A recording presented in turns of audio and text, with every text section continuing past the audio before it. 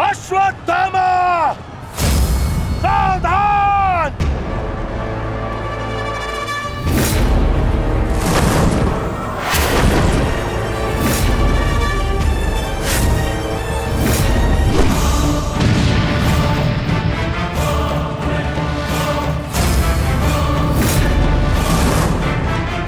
दूसरों की चिता के लिए सजाई गई लकड़ी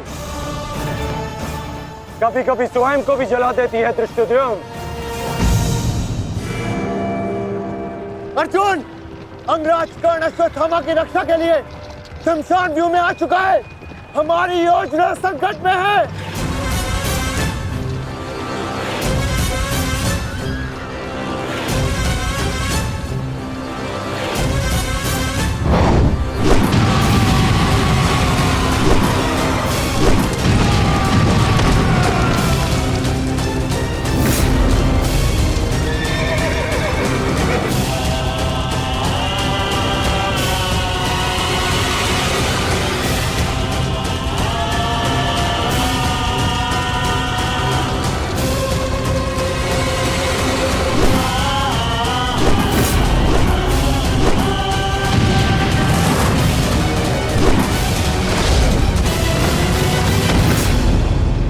अश्वत्थामा!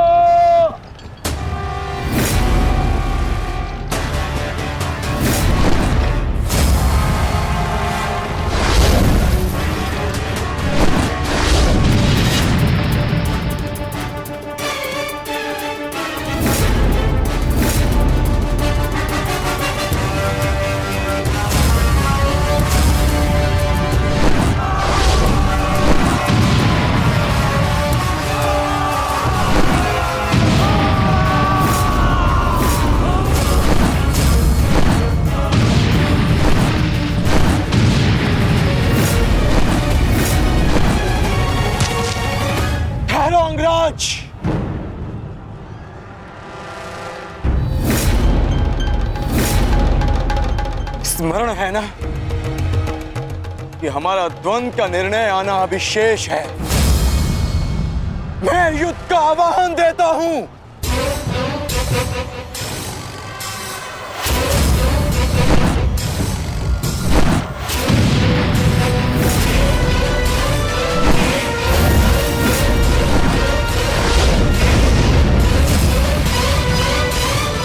सावधान द्रुपद!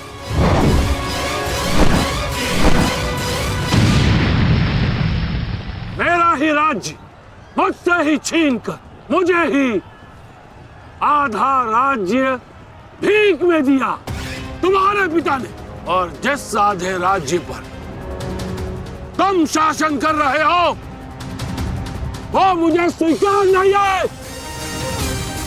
इस अपमान का प्रतिशोध आज अवश्य लेकर रहूंगा।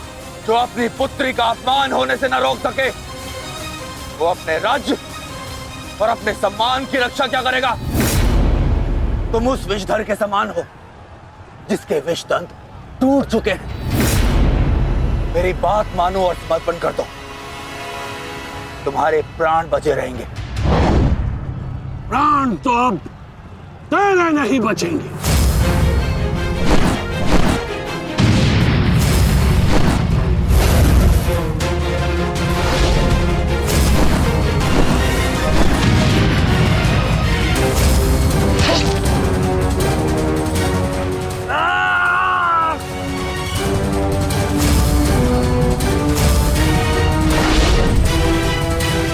द्रुपद,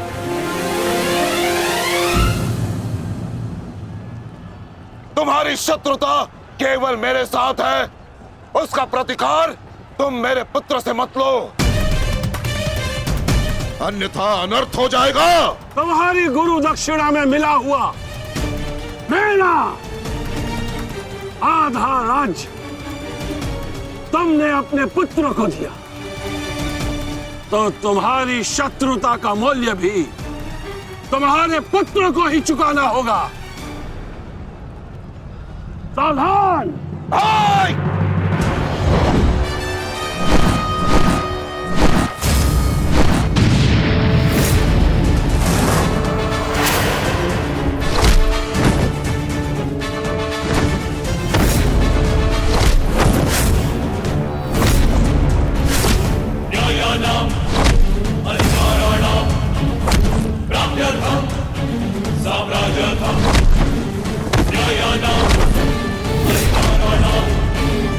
दुर्योधन, भीम ने तुम्हारे और 5 अनुजों का वध कर दिया है और अभी उसकी रक्त पिपासा बुझी नहीं है दुर्योधन।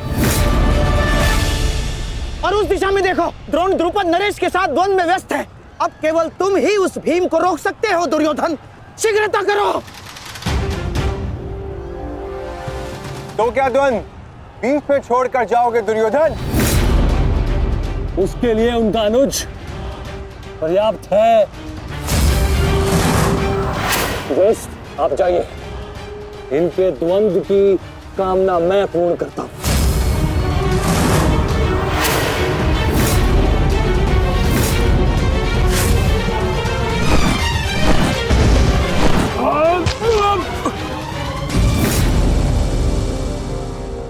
बार बार मुझे छोड़कर मेरे पिता पर वीरता क्यों दिखाते हो आचार्य? मुझसे द्वंद्व करो, मेरे जीवन का एक ही उद्देश्य है और वो है मेरे हाथों आपका वध। कब तक तुम्हें प्रतीक्षा करनी होगी धृष्टद्युम्न? क्योंकि जब तक द्रोण के हाथों में उसके शस्त्र हैं, स्वयं काल भी उसका वध नहीं कर सकता। और स्मरण रहे धृष्टद्युम्न, तुम्हारे साथ साथ तुम्हारे जीवन का ये उद्देश्य भी उपहास बन के रह जाएगा। शस्त्र त्यागने की क्या आवश्यकता है द्रोण? प्रेम, सम्मान, धर्म तो तुम पहले ही त्याग चुके हो। मेरे पिता तुल्य गुरु और अपने पिता महर्षि भरद्वाज पर तो तुम लांछन भी लगा चुके हो। तुम्हारी आत्मा तो कब की मर चुकी है द्रोण, कब की।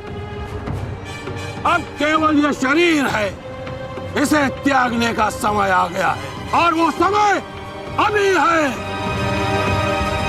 सावधान द्रुपद!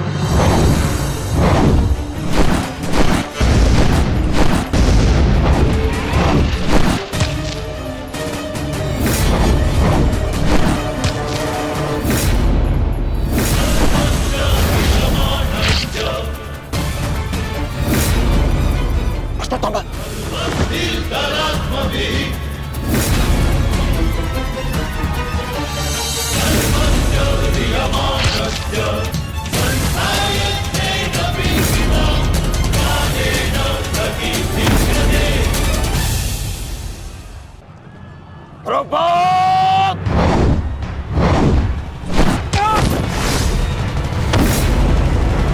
पिताश्री!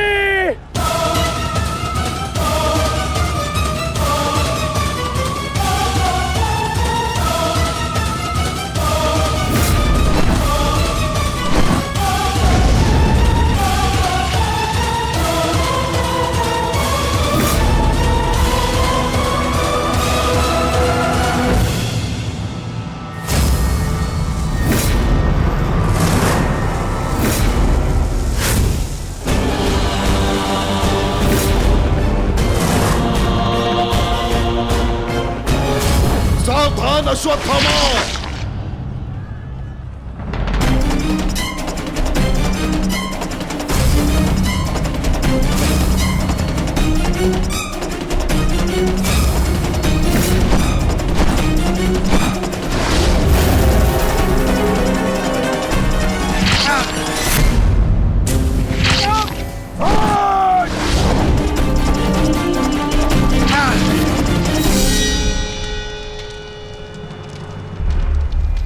पिताश्री!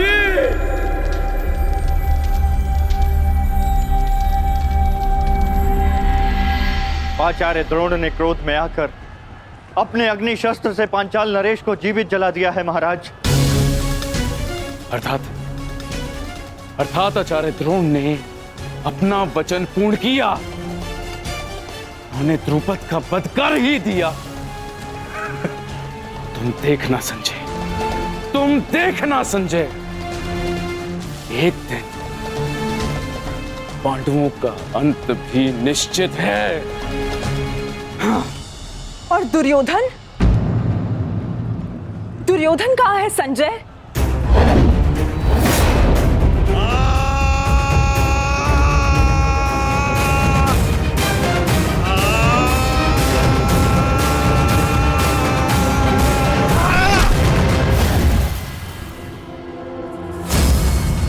तुम्हें ज्ञात भी है, अब तक तुम्हारे 55 अनुजों का रक्त मैं अपनी गदा को पिला चुका हूं।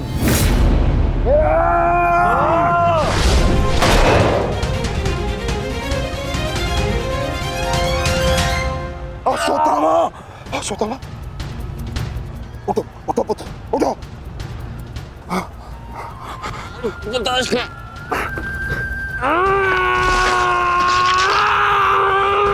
पुत्र पुत्र पुत्र, तुम बहुत अधिक चोटिल हो गए हो। तुम एक काम करो, तुम शिविर में जाओ, जाओ। नहीं पिताश्री, मैं कोई बालक नहीं हूं पिताश्री जो इस चोट से हार जाऊंगा। एक योद्धा रणभूमि छोड़कर नहीं जाता पिताश्री। मेरी बात मानो, तुम्हें बहुत आवश्यक है, वहां जाना। जाओ शिविर में जाओ, जाओ पुत्र, मेरी बात मान लो, जाओ जाओ पुत्र। अनर्थ कर दिया तुमने द्रोण। मुझे मेरे पिता की मुखाग्नि देने का अवसर भी नहीं दिया। अब तुम्हें आर्य भी मेरे हाथों से नहीं बचा सकते।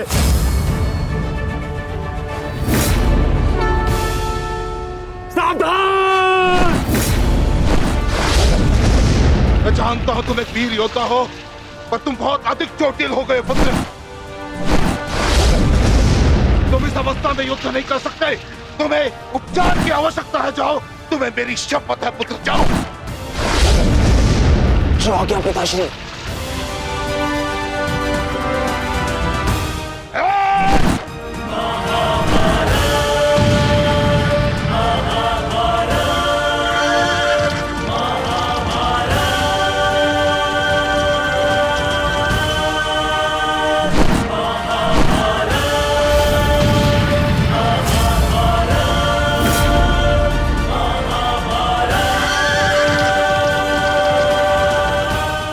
अश्वत्थामा जा रहा है पार्थ। भीम और युधिष्ठिर को संकेत भेजो।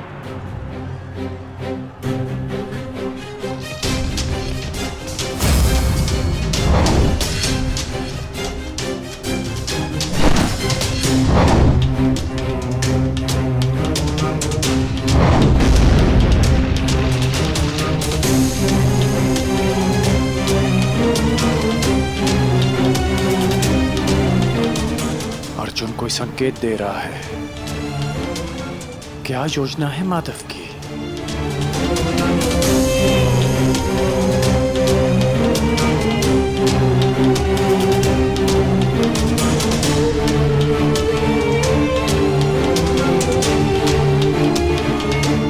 जाना तो नहीं चाहता, परंतु माधव का संकेत है, मुझे जाना होगा। प्रतीत होता है तुम्हारे जीवन के कुछ प्रहर अभी शेष है।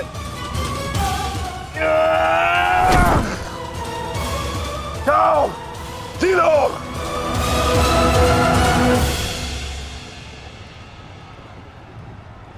सारथी, आगे बढ़ो।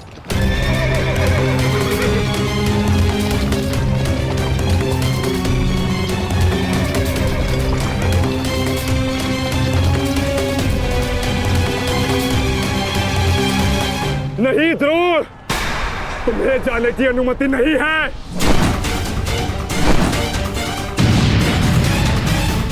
कर्ण, अश्वत्थामा की सहायता करो। वो बहुत अधिक जख्मी है और भीम उसके पीछे है। जाओ।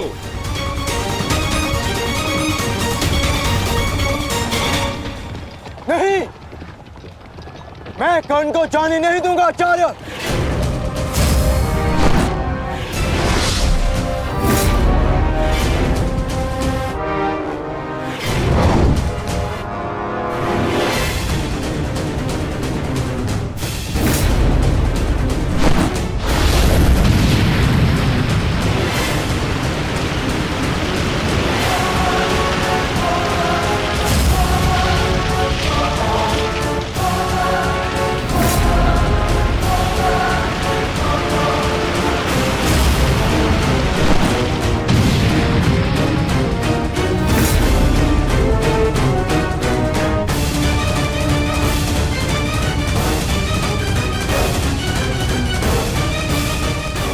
स्मरण रहे पार्थ, यदि कर्ण अश्वत्थामा की सहायता के लिए वहां पहुंच गया तो हमारी योजना विफल हो जाएगी।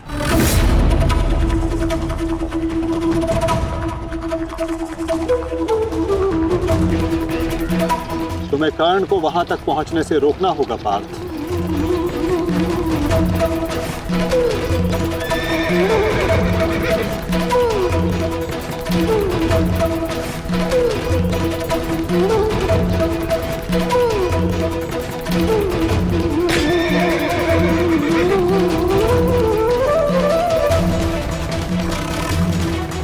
हमें केवल अश्वत्थामा के साथ बने रहना है। उसे किसी भी परिस्थिति में अकेला नहीं छोड़ना है। सत्यसेन, शीघ्रता करो।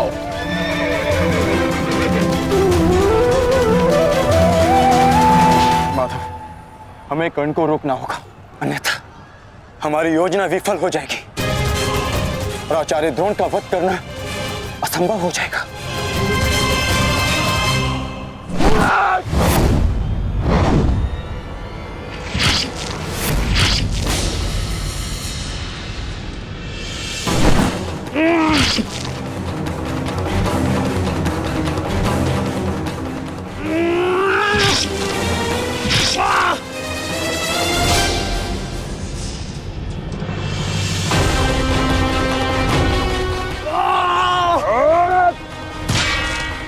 अभी भी समय है, लौट जाओ।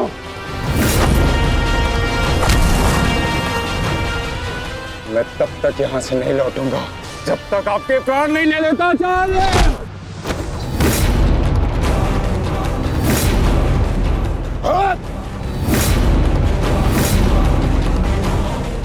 कहा था मैंने कि मैं पिता और पुत्र का वध एक दिन में नहीं करना चाहता, परंतु तुमने मुझे विवश कर दिया।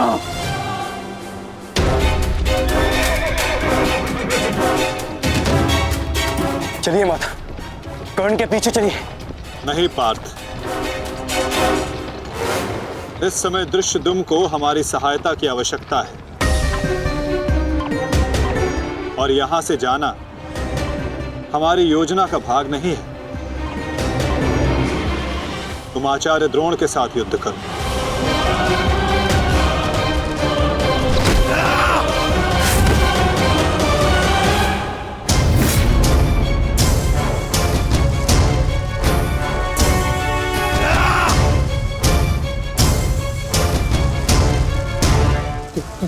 दूर हटो, मैंने कहा दूर हटो, अन्यथा परिणाम ठीक नहीं होगा।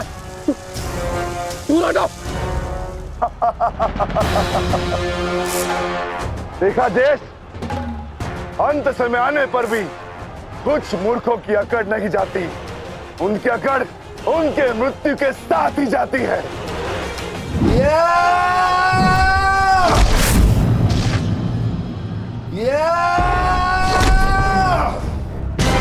अश्वत्थामा! अब तुम्हारा अंत आ गया अश्वत्थामा। अश्वत्थामा!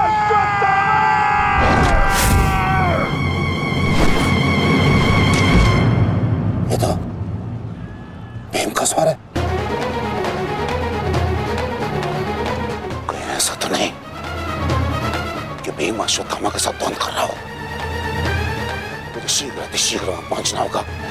भीम की गर्जना का आशय आप भी समझते हैं आचार्य कि ये द्वंद्व समाप्त हो गया है और इस द्वंद्व के समाप्त होने से प्रतीत होता है कि अश्वत्थामा का वध हो चुका है आचार्य।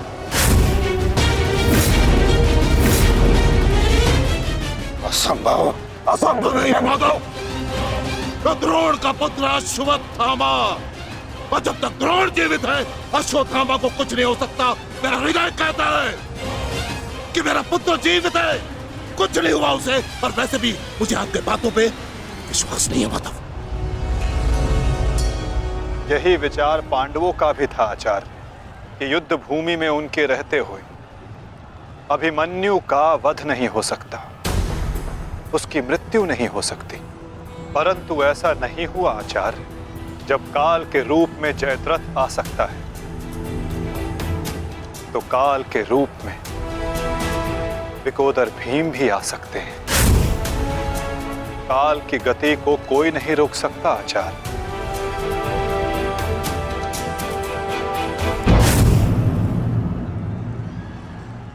सावधान भीम!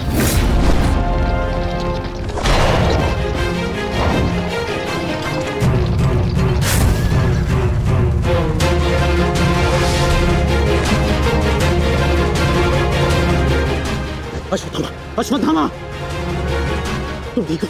तुम ठीक हो? हाँ अंगराज।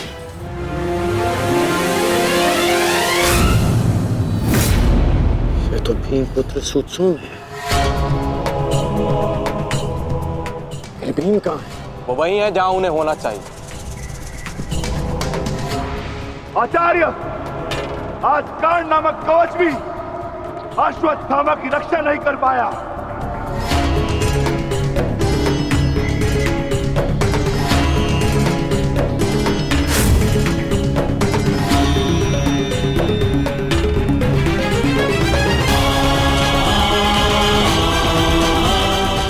ये पांडवों की योजना है,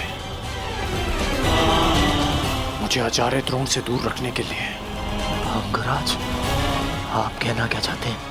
क्या कहना चाहते हैं अंगराज? आज पांडवों का लक्ष्य तुम नहीं, आचार्य द्रोण है। और सत्य है ये, मेरा पुत्र अभी तक जीवित है, कुछ नहीं हुआ उसे। सत्य कहो, सत्य कहो भीम।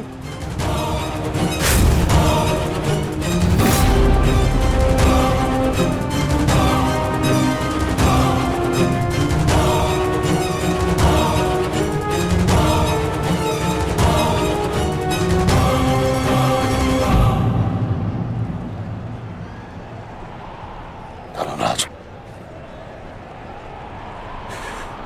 मैं तुमसे सुनना चाहता हूं, ये सत्य क्या है? कह दो कि मेरा पुत्र जीवित है। तुम्हारा उपयोग केवल मेरा ध्यान भटकाने के लिए था। मुझे इस बात का आभास क्यों नहीं हुआ? आचार्य द्रोण के प्राण संकट में है। चलो अश्वत्थामा, चलो। सत्य कह दो कि आज भी मेरा पुत्र जीवित है, कुछ नहीं हुआ उसे, कोई उसका वध नहीं कर सकता। कहते एक बार। युद्ध भूमि में तुम्हारा विकोदर भीम के साथ रहना अनिवार्य है युधिष्ठिर, क्योंकि आचार्य द्रोण जानते हैं कि विकोदर भीम असत्य बोल सकते हैं,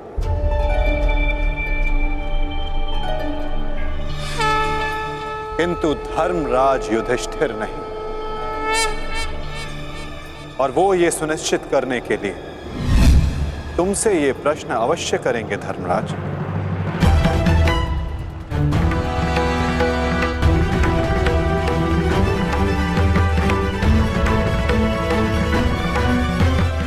आप मेरे शत्रु हैं आचार्य, कौरवों के सेनापति।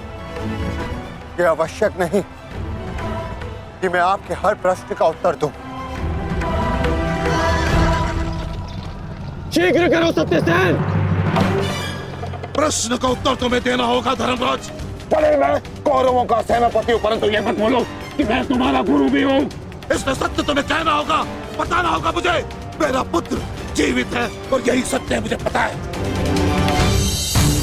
श्रेष्ठ, बता दीजिए आचार्य द्रोण को सत्य क्या है? अधर्म को उसके घर में पराजित करने के लिए अधर्म की चौखट पार करनी ही पड़ती है युधिष्ठिर। ये सत्य है आचार्य द्रोण कि भीम ने अश्वत्थामा का वध कर दिया।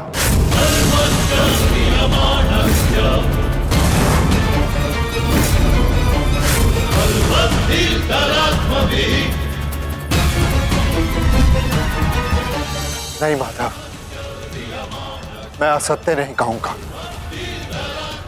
तुम्हें असत्य नहीं कहना है युधिष्ठिर। विकोदर भीम अश्वत्थामा नामक हाथी का वध करेंगे।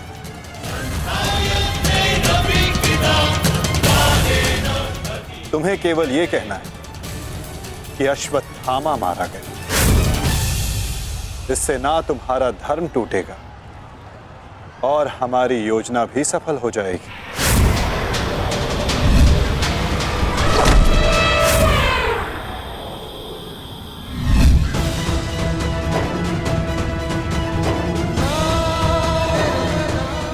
पुनः एक बार कह दो धर्मराज कि ये सत्य है।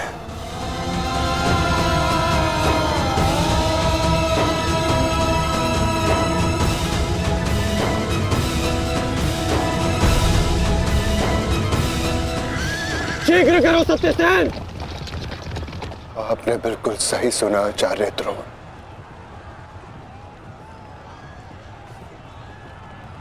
अश्वत्थामा मारा गया।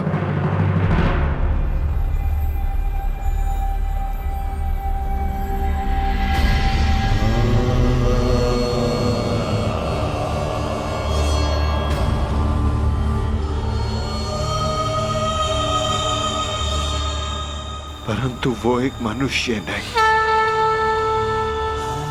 एक हाथी था।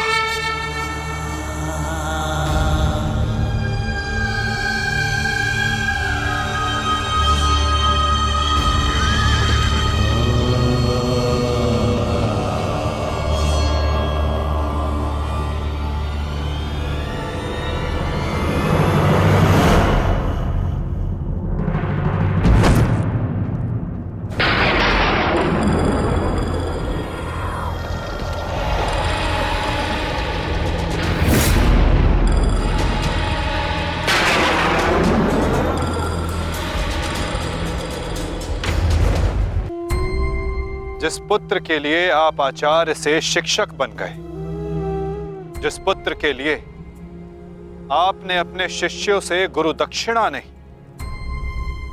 मूल्य मांगा,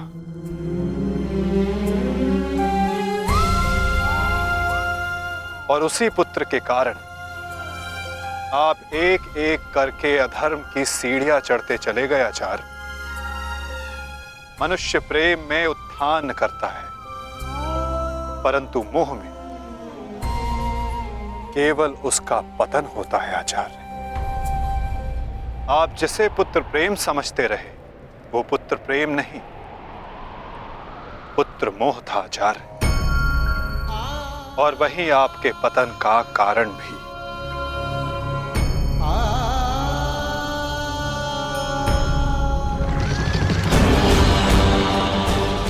शीघ्र करो सत्यसेन।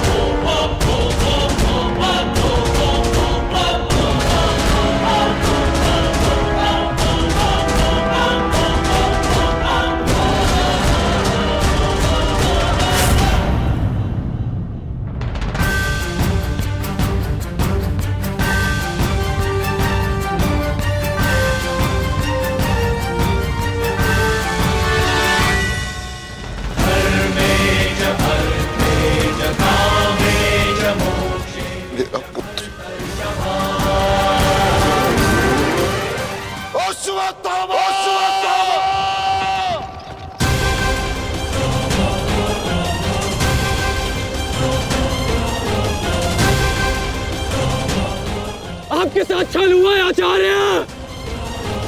अश्वत्थामा जीवित है। पिताश्री! पिताश्री!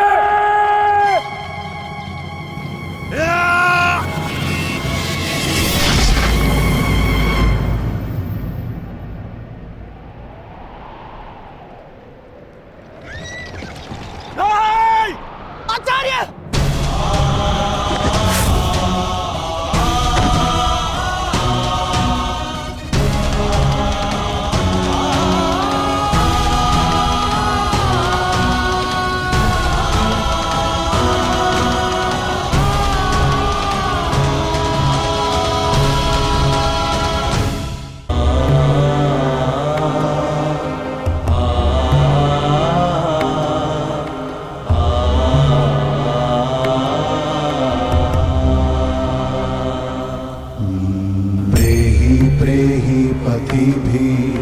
पूर्वेर्भिर्यत्र न पूर्वे पितरपर्युः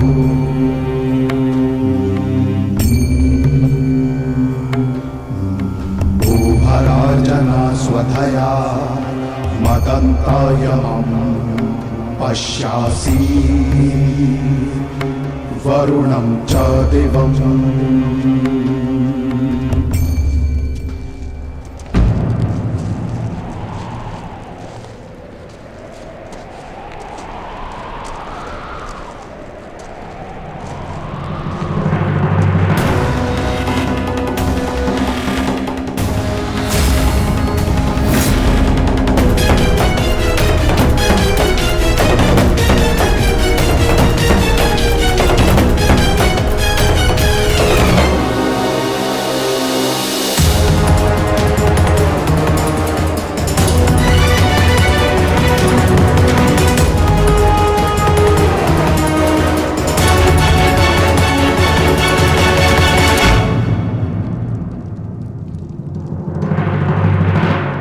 लोभी, कुटिल, छलिया, कपटी, महाविनाशी,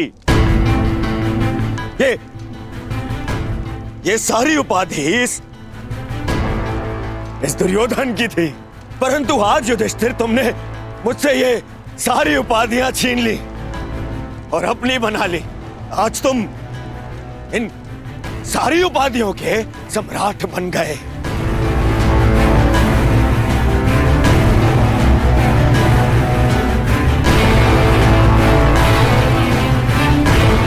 प्रणिपात सम्राट, प्रणिपात, अरे बोलो, सम्राट आए हैं।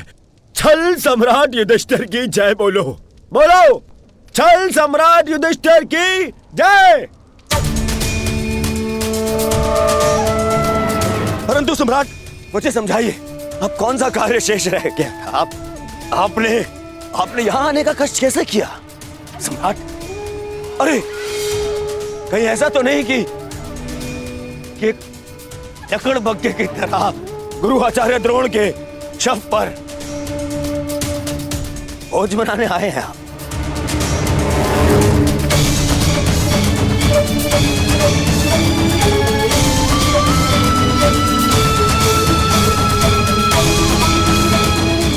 भोज बनाने आए हैं?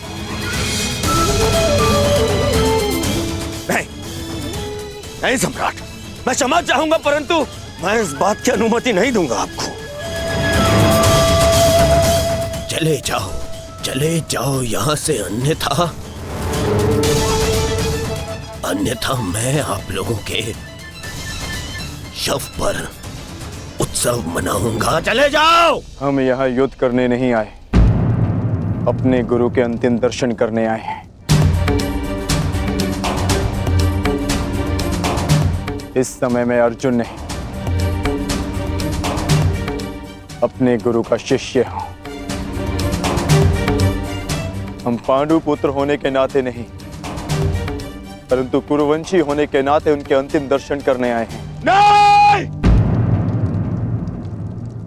नहीं, तुम्हें इस युद्ध में विजय मिलेगी और ना ही अपने गुरु के दर्शन।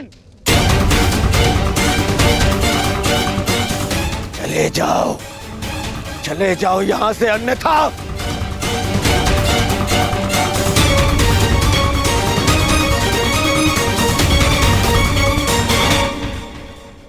गुरु द्रोण के अंतिम दर्शन करने का अधिकार सबको है।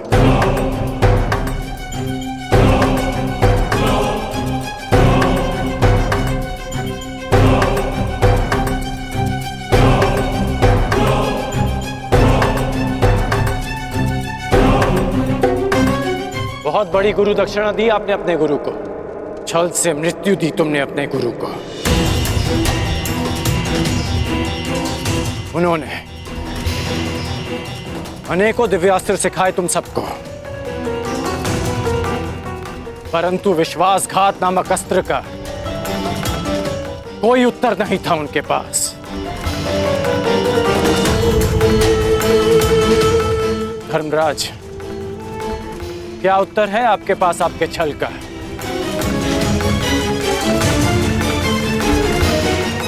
बताइए। मेरा चयन बिल्कुल ठीक था। दुर्योधन तुमसे बेहतर राजा होगा।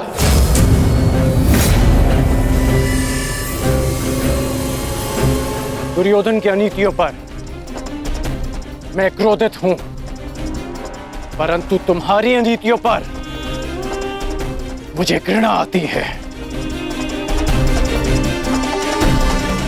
मित्र, शिष्य होने के नाते अपने गुरु के अंतिम दर्शन का अधिकार है इन्हें? नहीं, अंगराज ठीक कह रहे हैं मित्र।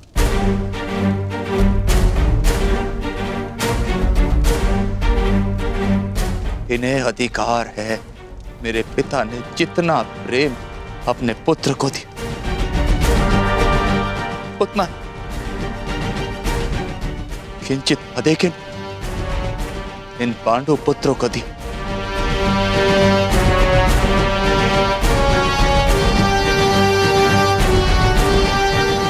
उससे भी अधिक इस अर्जुन को। एक पुत्र अपने पिता का ऋण चुकाता है, उसे जीवन देने का ऋण। मैं भी अपने पिता के दिए जीवन का ऋण चुकाऊंगा, और वो ऋण पांडवों को चुकाना होगा।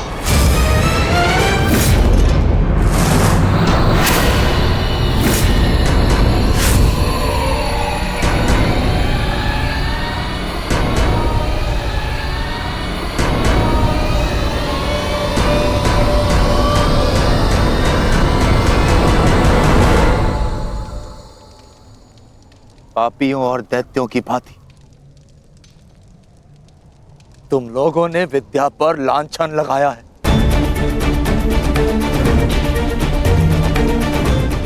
ज्ञान का नाश किया है तुम लोगों ने, नाश। धिक्कार, धिक्कार है तुम लोगों पर।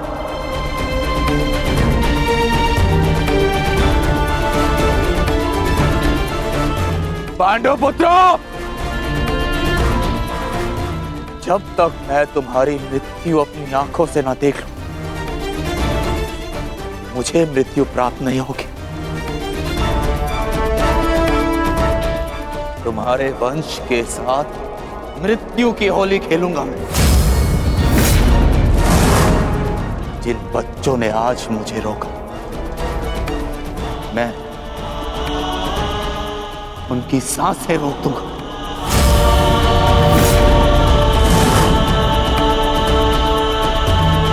आज मुझे रोका, मैं उनकी सांसें रोक दूंगा।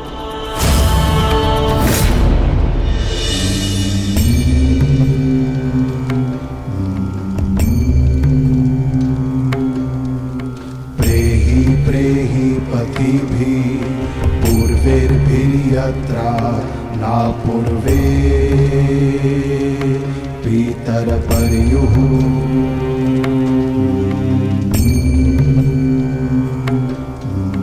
उभरार्जना स्वधया मदन्तायमं पश्यासि वरुणं च दिवम्।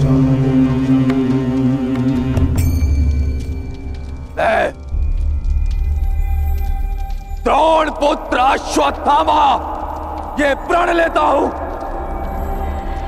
कि तुम्हारे संपूर्ण वंश को नष्ट कर दूंगा, नष्ट कर दूंगा, नष्ट कर दूंगा, नष्ट कर दूंगा, नष्ट कर दूंगा, नष्ट कर दूंगा।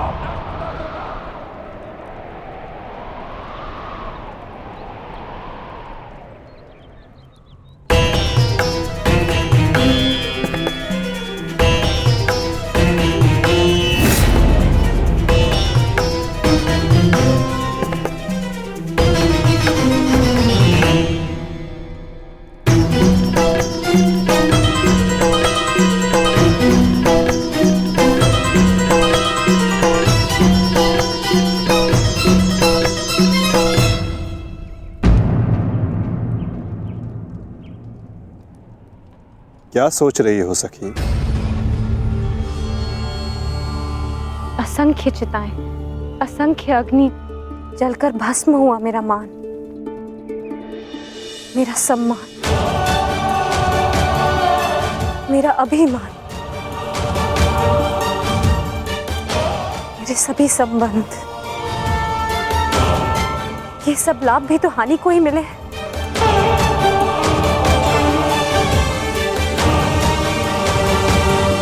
वो देखिए माधव,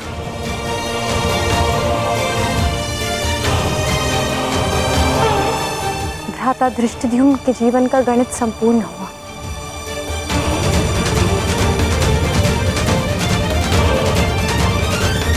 अब उनके जीवन का न्यून लाभ है।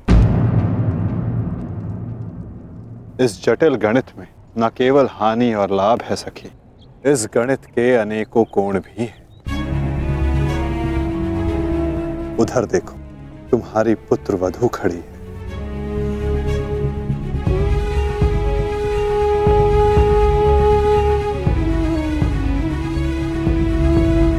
जो वस्त्र हरण तुम्हारे साथ हुआ, वो अन्य किसी स्त्री के साथ ना हो, उसकी लज्जा का रक्षण हो सके, ये लाभ। संसार में शोषण करने वालों को पर्याप्त दंड मिल सके सखी, ये लाभ। आने वाली पीढ़ियों को ज्ञात रहे कि स्त्री का मान भंग करना, उसका शोषण करना मानव हत्या से भी अधिक दंडनीय अपराध है, ये लाभ। और ऐसे लाभ के लिए बलिदान अनिवार्य है सखी, और ऐसे बलिदान देने की क्षमता सब में नहीं होती सखी।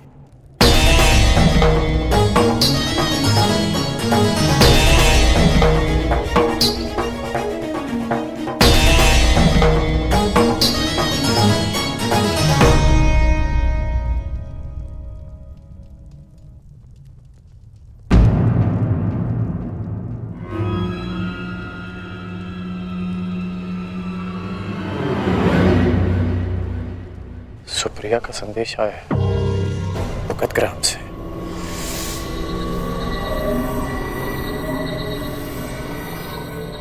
वो मृत्यु शैया पर है।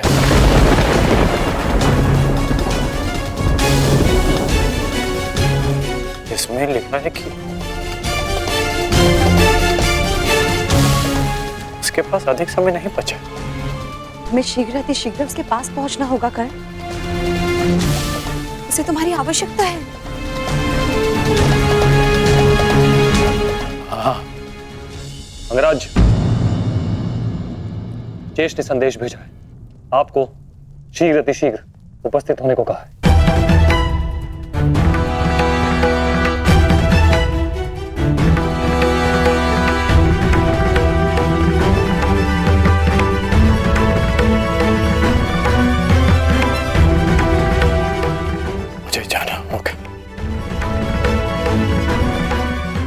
दुर्योधन के पास जाना होगा।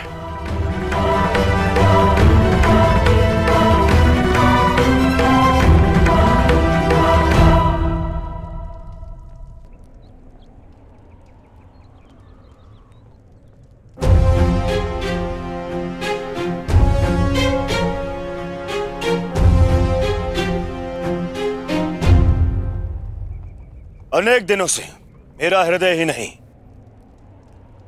मेरा मन भी जो चाहता था, आज वो पूर्ण होने जा रहा है। दुर्योधन की पताका और हस्तिनापुर का ध्वज दोनों ही अब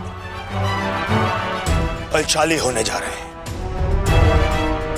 इस पताका की तीक्ष्णता और भी तीव्र होगी, क्योंकि इस पताका का नेतृत्व करेगा मेरा मित्र अंगराज कर्ण।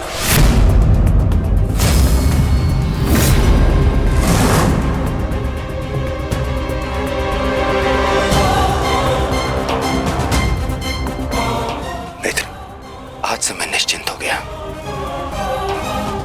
मुझे पूर्ण विश्वास है कि तुम्हारे नेतृत्व में इस युद्ध में विजय हमारी ही होगी।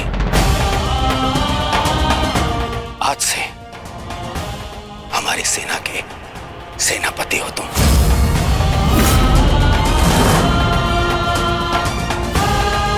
दुर्योधन, किसी दासी स्त्री के लिए पति चुन रहे हो, अपनी सेना का नायक चुन रहे हो?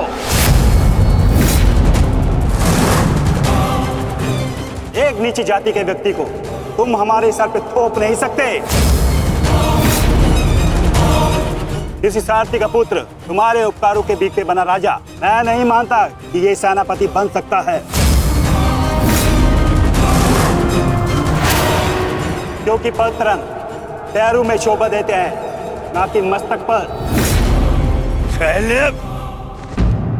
मेरे होने वाले सम्राट, और हाँ अंगराज कर्ण, देखो तुम दोनों बुरा मत मानना।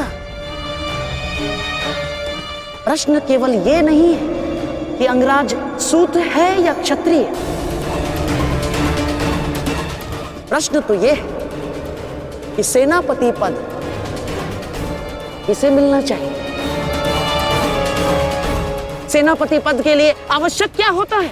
बुद्धि और शक्ति। और अंगराज, आपके बुद्धि पर किसी को कतई संदेह नहीं ना, परंतु संदेह है तो केवल और केवल आपकी शक्ति पर। अंगराज अभेद थे, अब नहीं है। कवच और कुंडल भी था इनके पास, अनेकों अस्त्र थे जो अब नहीं है, जो अब अंगराज खो चुके हैं। और हाँ, खास बात तो यह है,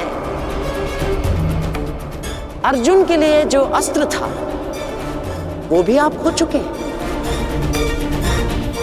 तो इसका पूर्ण अर्थ यह है दुर्योधन कि अंगराज अब उस बूढ़े शेर की भांति हो गए जिसके दांत भी टूट गए हैं और पंजे के नाखून भी झड़ चुके हैं। और ऐसे शेर के साथ चूहे भी व्यंग करते हैं।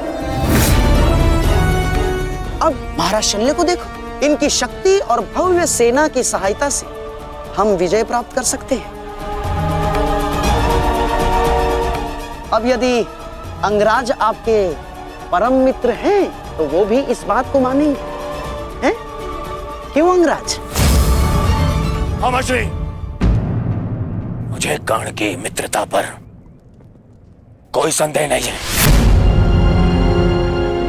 जिसने अपना सबसे महत्वपूर्ण शस्त्र मेरी सुरक्षा के लिए उपयोग कर लिया, और ना ही उसके शौर्य पर।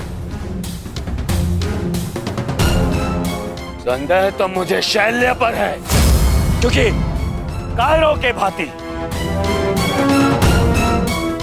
रण छोड़कर भागना सबसे पहले इन्हें आता है। एक नहीं, दो बार अवसर मिला इन्हें, पर इन्होंने क्या किया? रण छोड़कर भाग गए, एक ऐसे चूहे की तरह जो केवल शेर की दहाड़ सुनकर ही भाग जाता है, भाग जाता है। इस चूहे को मैं ना तो अपनी सेना का सेनापति बनाऊं और ना ही अपनी दासियों का पति। मूर्ख हो मूर्ख, तुम दोनों मूर्ख हो। एक मूर्ख का सम्राट और एक मूर्ख का सेनापति। तुम दोनों मूर्खों को लगता है पांडवों पे विजय पाओगे? बस मद्रराज,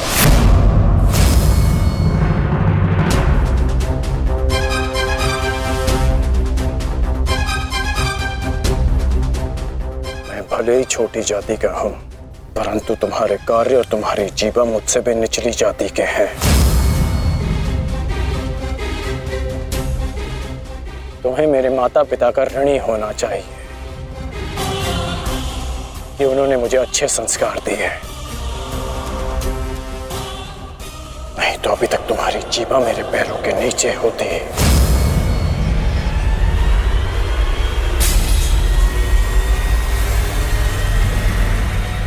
अब एक और शब्द अपनी जीभा से निकाला तो मैं अपने सारे संस्कार भूल जाऊंगा और ये भी भूल जाऊंगा कि हम दोनों एक ही पक्ष में हैं।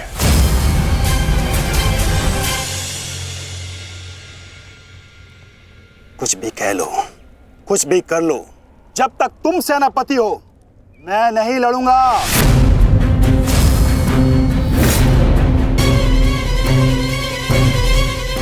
कायर फिर पीठ दिखाकर भाग रहा है।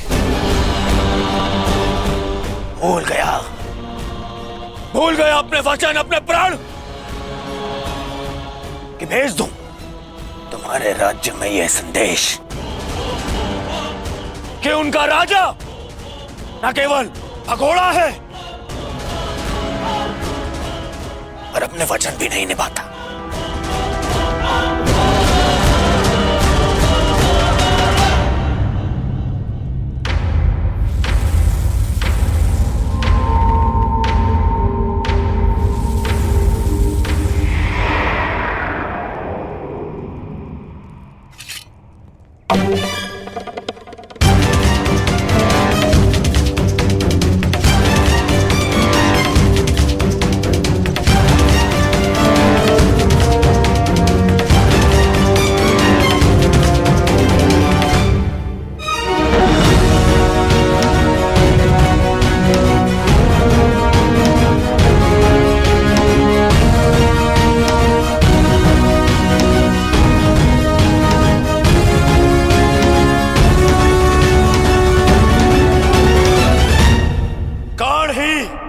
सेना का नेतृत्व करेगा। उन पांडवों ने केवल छल से हम पर विजय प्राप्त की है।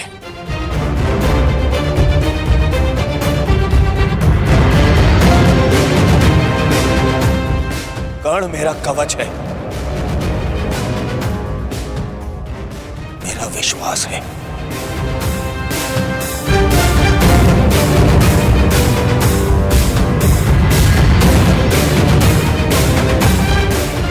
और कल मेरे विश्वास की विजय होगी, मेरे सामर्थ्य की विजय होगी और मेरे शत्रु के छल की पराजय।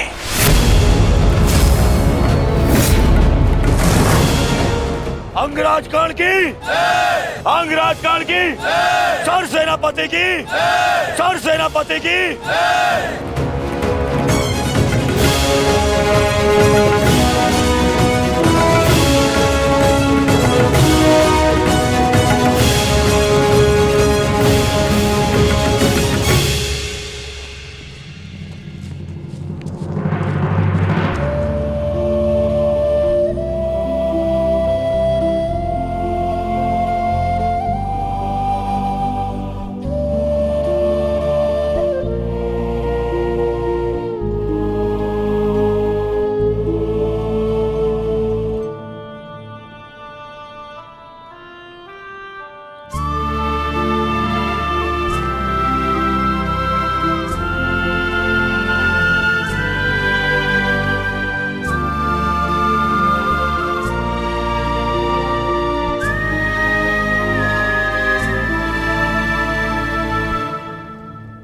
कर्ण, तो तुम नहीं जा रहे हो?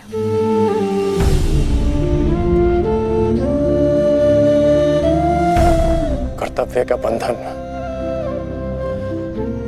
अपनों के बंधन से बड़ा होता है वृषाली। मेरे परिवार के लिए मैं अनेकों परिवारों का विश्वास नहीं तोड़ सकता। सेनापति का कार्य एक पति के कार्य से बड़ा होता है।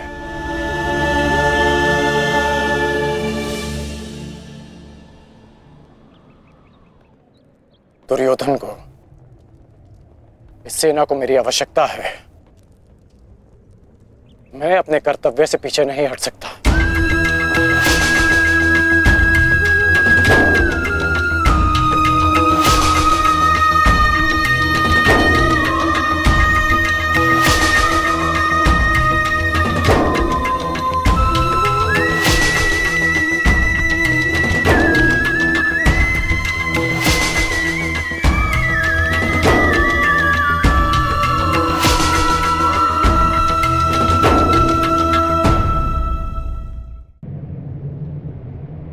15 दिन, मात्र 15 दिन पूर्ण हुए हैं इस युद्ध के संजय, और इन 15 दिनों में मैंने अपनी सारी शक्ति, सारे सहारे खो दिए हैं। ताचरी शरशैया पर आचार्य द्रोण की निर्दयता से हत्या कर दी गई, और मैंने अपने 90 पुत्रों को खोया है। अब और क्या खोना शेष है? क्या मैं अपने 10 पुत्रों को भी खो दूंगा? जब मेरा कुरुवंश ही समाप्त हो जाएगा, जब मेरा पिंड दान करने के लिए कोई नहीं रहेगा, तो क्या लाभ ऐसे विजय का, और क्या हानि ऐसे पराजय से? ये कैसा अकाल आया है संजय, जिसने मेरे कुरुवंश के वृक्ष की सारी शाखाओं को सुखा कर रख दिया। किस काम की? इस प्रकार से अपनी आशा को मत खोइए महाराज। युद्ध अभी शेष है और अंगराज कर्ण ने आज ही सेनापति का पद संभाला है महाराज। वो अपने वचन को अवश्य ही पूर्ण करेंगे, और जब तक अंगराज कर्ण जीवित है महाराज, तब तक कुरुवंश के वृक्ष को कोई नहीं सुखा सकता महाराज। मुझे वो आशा की किरण नजर आती है। गांधारी, गांधारी कहाँ है? वो जा चुकी है महाराज। जा चुकी? परंतु कहाँ?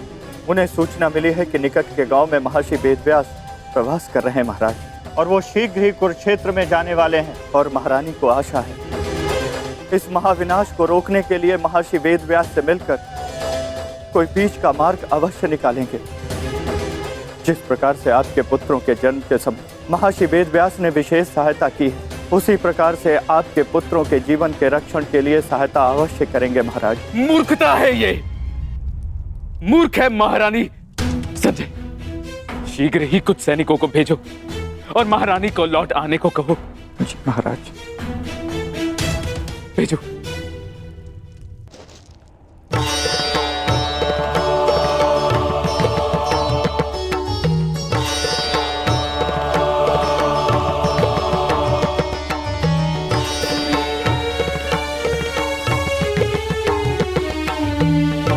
माधव, आप विश्राम कर लीजिए।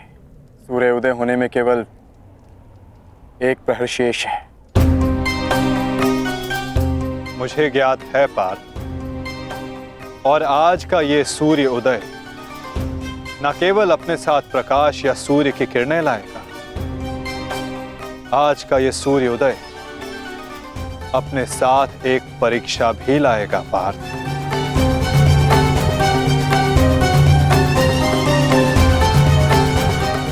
और उस परीक्षा के लिए सज्ज होना। आपका तात्पर्य?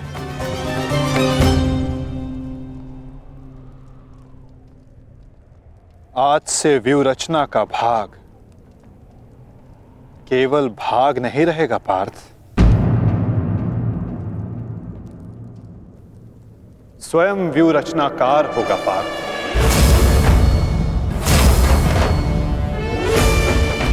केवल आक्रमण की घोषणा होने पर वो युद्ध भूमि में आगे नहीं बढ़ेगा। समस्त कौरव सेना युद्ध भूमि में आगे बढ़ेगी पार्थ। अब अंगराज कर्ण आज्ञा लेंगे नहीं, वो आज्ञा देंगे पार्थ।